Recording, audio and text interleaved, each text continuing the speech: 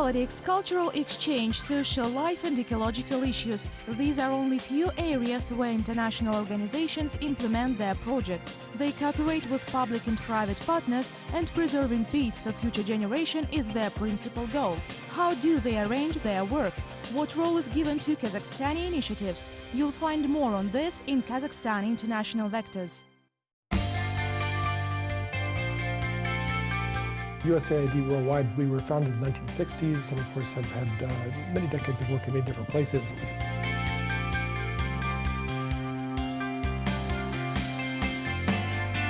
Our main partners are mainly focused within the various government ministries.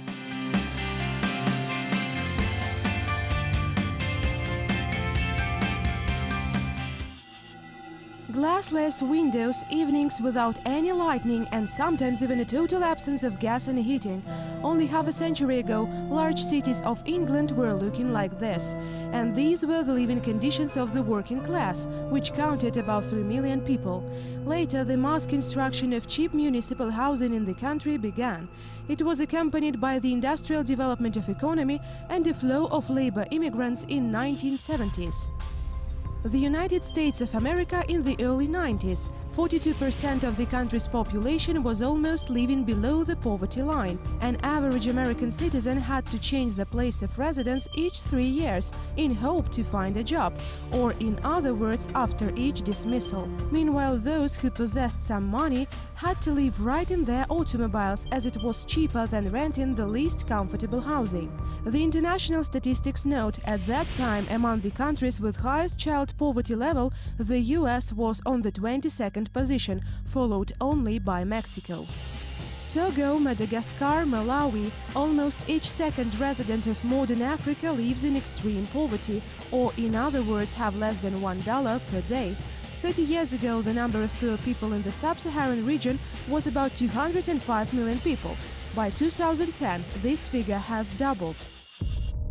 For the last 30 years, the number of people living in extreme poverty reduced approximately by 200 million. The World Bank continues providing optimistic forecasts of economic development in problematic regions. Specialists of this international organization are confident that $200 billion will be enough to eradicate poverty worldwide. In 2010, the world has reached one of the Millennium Development Goals by reducing by half the level of poverty in developing countries. However, according to the UN global estimates, approximately 1 billion of people still continue to live in need. Governments of each country fight poverty in their own way. Some of them rearrange budgets, others launch employment and state-supported social programs. Nevertheless, the scales of the problem continue to threaten the global sustainable development, specialists say. So, how much time the world society needs to eradicate poverty, and what international organizations are interested in that most of all?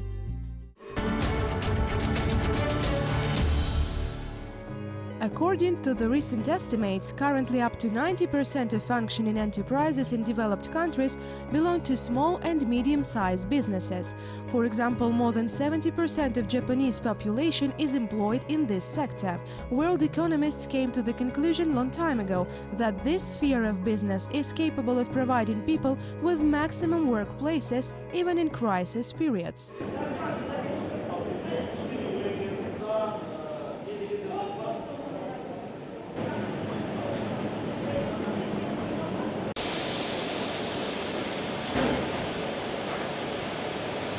Due to the favorable business environment, the number of small and medium enterprises in Kazakhstan is growing from year to year. Thus, according to analysts of the World Bank, the Republic takes the 37th position among 189 countries in Doing Business rating list.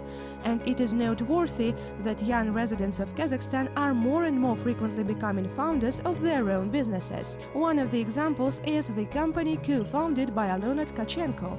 The enterprise specializes in teaching youth programming languages. Our task is to make the process of programming as simple and as natural as writing or reading. We think that it is very important to teach children programming because it is a way to quite a new and prospective future. Like in any other business, opening your own enterprise is a real challenge, Alona Tkachenko says. The most difficult task for her was to find partners who share her ideas. However, Alona is confident that overcoming difficulties is better than staying without any job. Currently, her company has very ambitious goals. We plan to offer separate courses on creation of different applications and robotics because the last one is becoming especially popular nowadays. In future, we are going to teach not only children but also adults and teenagers. In addition, we want to create a hub aggregating people capable of solving B2B problems for big business and Internet of Things network, which is intensively developing in different parts of the world. Internet of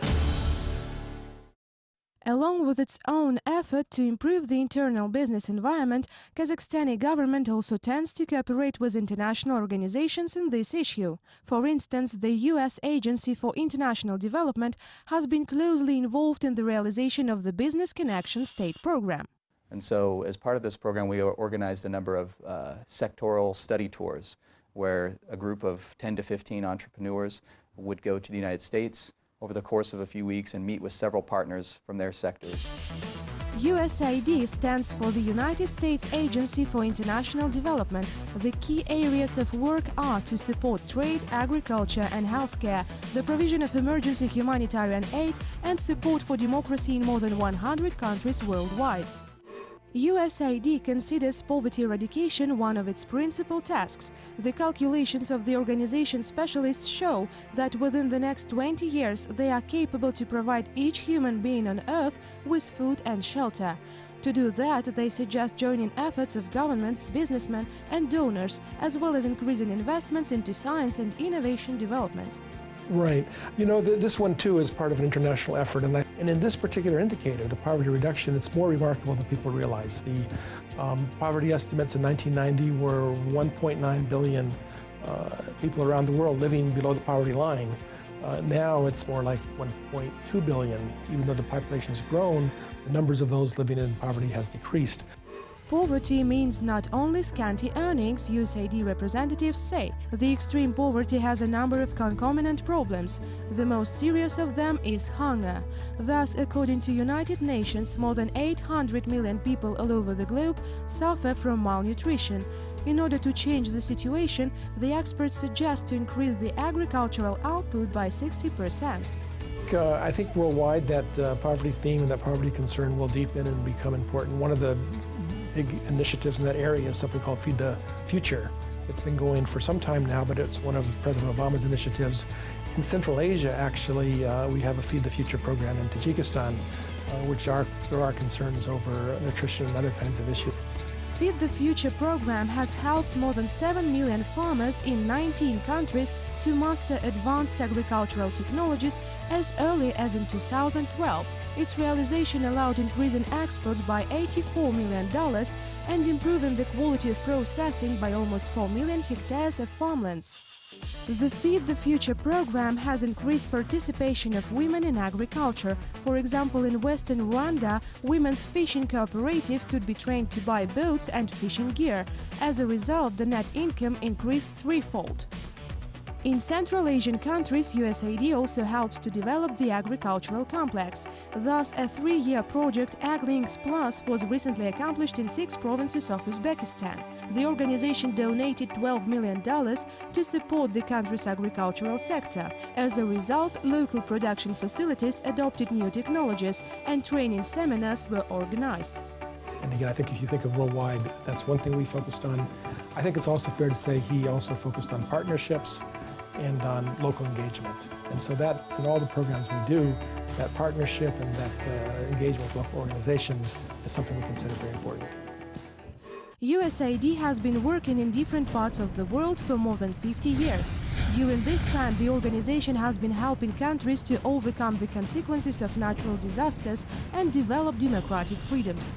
During his speech in Harvard University in 1947, U.S. Secretary of State George Marshall put forward an idea to assist countries of Western Europe suffered after the war. It was necessary to recover the ruined economy and eliminate trade barriers. Later, a conference in Paris was held where European delegates discussed the scale of real aid necessary for each of the states. The US responded by the creation of the governmental committee with the objective to spread federal resources. About $13 million of budgetary funds were allocated for that purpose. In the early 60s, President John F. Kennedy, on the basis of weakening Marshall's Plan, signed the Foreign Assistance Act. This led to the creation of USAID. I think honestly that USAID's name, if you will, often comes to the forefront after natural disasters. Earthquakes in Haiti, tsunami in Indonesia, hurricanes in Philippines. That's when the whole world community, and it's pretty universal that they respond to that. I think USAID is one of the first responders, that we have people on the ground, that we have supplies on the ground after natural disasters. USAID has its partners in each country. For example, when the organization realizes some medical projects, its representatives closely cooperate with the health ministry. Apart from that, non-governmental associations also frequently become the agency's partners. And one example would be a group that's based in Almaty called CARET. It does environmental work across Central Asia, and we are partners in some of that work that they do, both in Kazakhstan and outside Kazakhstan. Another group would be Argo, again, one of the stronger NGOs in Kazakhstan, has done some very interesting work in bringing civil society leaders, if you will, from Central Asia, but also from India and Pakistan together. On one occasion up to Astana, and then also to Almaty. Another type of cooperation which also attracts the organization's attention in Kazakhstan is judicial reforms. In this issue, the Supreme Court, the Union of Judges of Kazakhstan, as well as civil society institutions act as USAID partners. A number of trainings for various judicial workers have already been organized by the organization. We've sent judges and judicial workers to Germany. We're sending to Estonia this year to meet with potential counterparts there to learn from their experiences in developing their justice sector. And we've continued to work in the areas of decision writing. The manuals that have been made under this program are now used for training of all judges in all throughout Kazakhstan and in several other areas of the justice sector. Another important project of USAID in Kazakhstan is focused on the support of local farmers. The Republic long time ago has recommended itself as a leader in the promotion of trade and reduction in power consumption in the agricultural sector, both in Asia and beyond. All throughout Central Asia, they rely heavily on wheat and flour that is grown in Kazakhstan. Kazakhstan is actually the #1 flour exporter in the world. Countries like Afghanistan and Tajikistan rely heavily on Kazakhstani flour, and it's a great way to provide micronutrients, vitamins and minerals, and so we're working with millers here in Kazakhstan with a much broader goal of building the food security throughout the entire region. USAID in Central Asia has major plans for the future. The organization is going to continue to realize its main programs focused on assisting countries in their transition to sustainable development. Besides that, the creation of the USAID's regional equivalent anticipated, and Kazakhstan has been given the priority in this initiative. One of the interesting developments is the emergence of KazAid as potentially a development organization. That's not unprecedented. Some of the countries where AID's worked with in the past, including Korea, including Brazil, including Turkey, have their own aid organizations. And Kazakhstan's moving in that direction, and there are ways that we are happy to share our experience.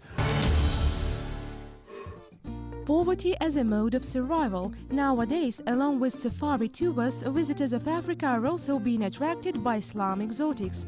Foreigners are offered the so-called poverty tours. Their organizers fully reproduce the atmosphere of poorest districts of the continent by means of special decorations. Renting a room in a pseudo-slum costs about $75.